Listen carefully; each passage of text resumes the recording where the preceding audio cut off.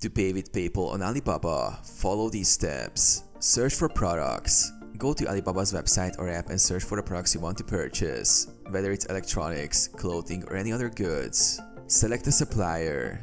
Once you find a product, select a trusted supplier. Make sure the supplier offers PayPal as a payment option, as not all sellers on Alibaba do.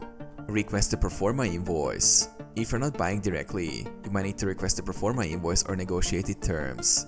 This will outline the total cost of your order. Proceed to checkout. On the product page, select the quantity and other specifications and proceed to checkout. Choose PayPal as payment method. On the checkout page, choose PayPal as your payment method. If the supplier accepts PayPal, this option will be visible. Log into PayPal.